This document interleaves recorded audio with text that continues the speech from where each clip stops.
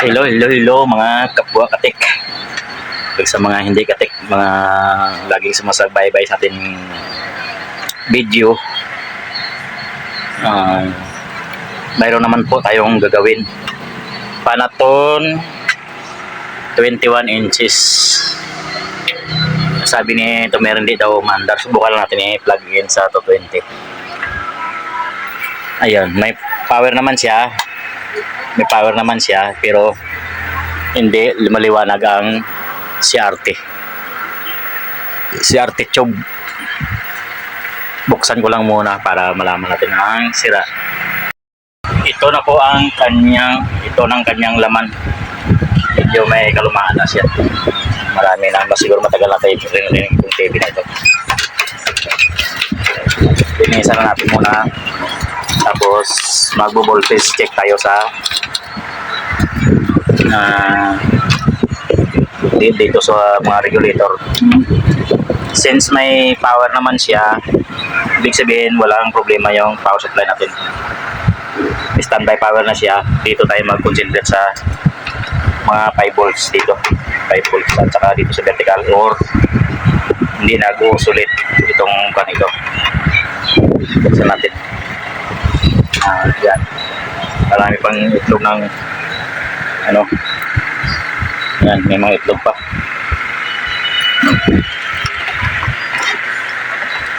Naka-direct na rin yung isang speaker. Yan o. Hindi na rin na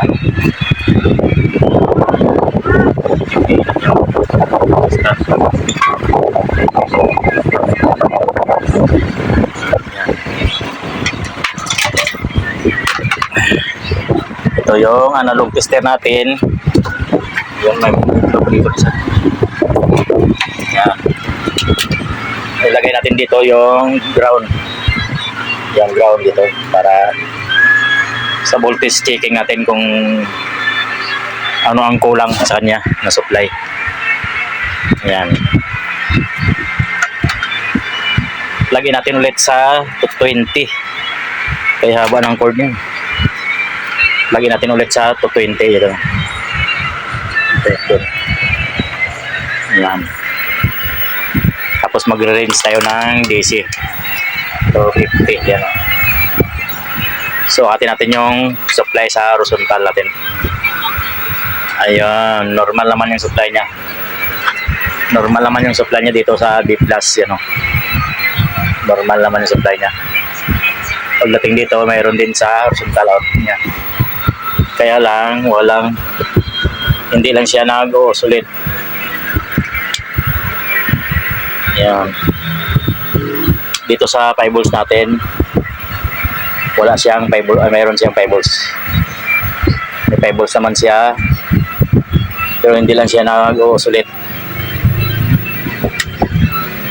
Mayroon naman siyang supply dito, pero mababa. Nasa 12 lang, dapat nasa 24 volts to.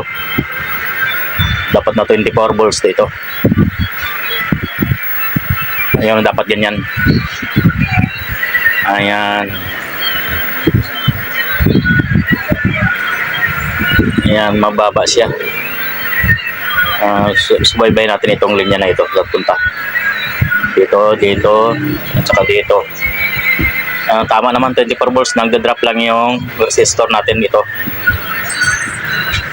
Nagiging 15 volts lang siya. Pag dito sa kabila, siya naging 24 volts. So, ibig sabihin, umiinit siguro yun nung ano na yun.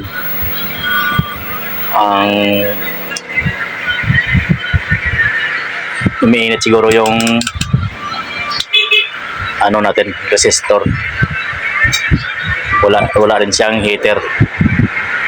Wala rin siyang heater. So, ibig sabihin is hindi nag-usulit. Troubleshoot ko lang muna, pakita ko lang sa inyo mamaya kung anong sira.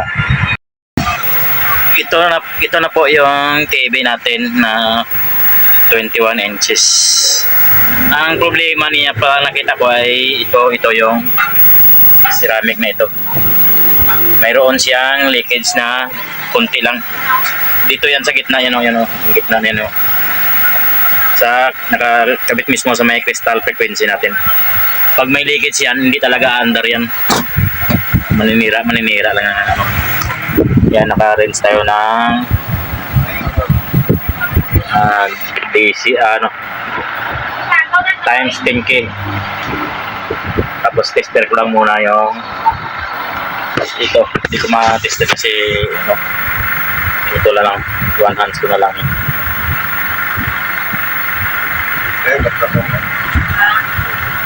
Ayan siya, may leakage siya.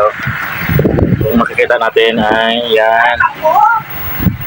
Yan ang tester natin. Tester natin yan na may leakage siyang kunting-kunti lang talaga. Hindi mo makita yun. Magalaw yung tester natin.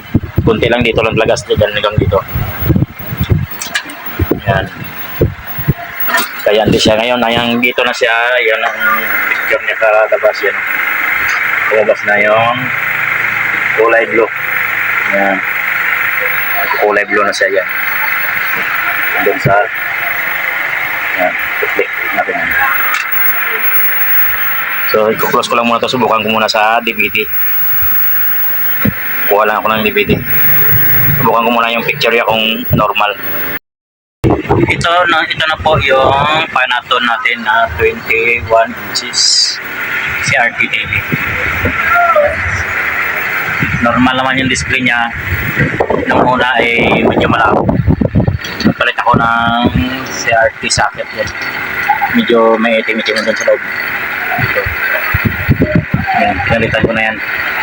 Dahil gusto niya painitin muna bago maglinaw. Ito na siya, hindi ko na siya buha ng picture kasi inubukan ko na kanina yan sa DVD Essence. Signal box naman yung ginagamit nila. Normal naman po ang video na ito at palilatin natin ng isang ceramic at saka ito ang sira niya. Una-una may standby power siya. Pero nakita ko yung ceramic na may leakage, pinalitan ko. Nag-power naman siya tapos medyo malabo naman yung picture. Ito naman yung pinalitan natin. Yung CRT socket. So maraming salamat po sa makapanood ng video na ito. Sa bago pumadaan aking channel ay mag-subscribe lang po. At sa mga nakasubscribe ay maraming salamat. God bless you all. Bye.